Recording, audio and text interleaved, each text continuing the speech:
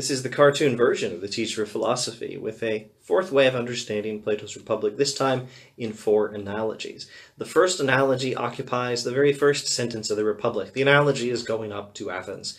Athens is the city of wisdom. Socrates is leading Glaucon up to Athens, and they are accosted on the way up to Athens by Polemarchus and friends who force them or persuade them perhaps to have a discussion of justice instead of going up to Athens. This going up is an image of ascent. It is an image of coming to understand that which is higher and that which is better. This is exactly what Socrates is trying to do for Glaucon. It is, in fact, the whole point of the Republic of Plato. Second analogy, the divided line occurring towards the middle of the Republic. Now, on the divided line, the sun in the cave, I strongly recommend an article by Robert Wood.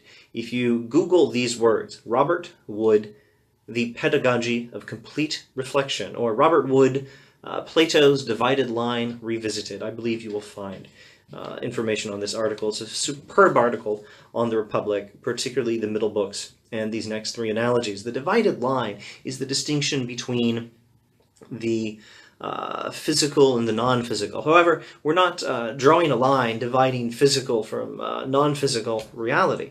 Rather, we're drawing a line from the ultimate non-physical reality to the lowest reality, and we're dividing it this way. In other words, it's more of a vertical than a horizontal line. And we also divide each section of the line. We divide it proportionally, and there's a mathematical insight to be found in the description of how the proportions work out. But the main point is to give us a rough map of the universe, a rough account of what there is, a rough understanding of how there is a continuum from non-being to ultimate being, how there is the good, which is the greatest reality, how there is non-being, and how in between them we have everything else in reality with a division between the physical and the non-physical, and how there are different kinds of physical and non-physical realities which can be distinguished.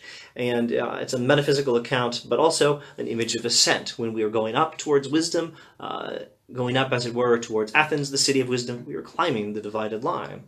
Next image, the image of the sun, which is the good. The sun is the image of the good at the top of the divided line. Or, to be a little more precise, the greatest of the physical things, which you can locate on this divided line, on the lower half of it, the physical half. The greatest of the physical things is the sun, which is an image for the good itself, which is metaphorically the sun.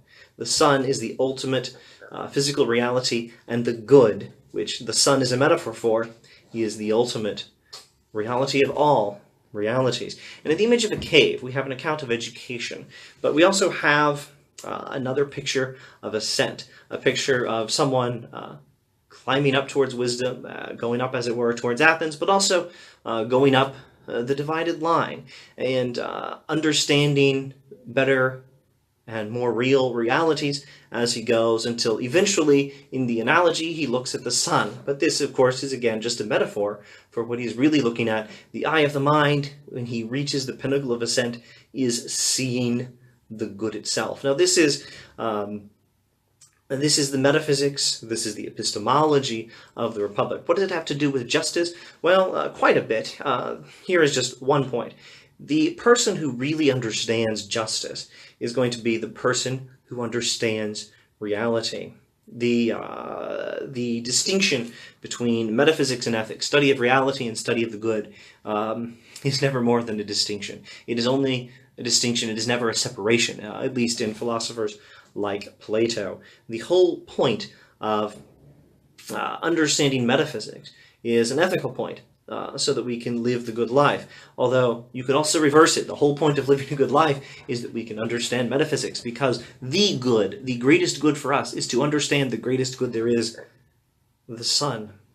But it is someone who can do such who is going to understand justice best. And so in the picture in Callipolis, Socrates' account of the just city, the wonderful city, the beautiful city.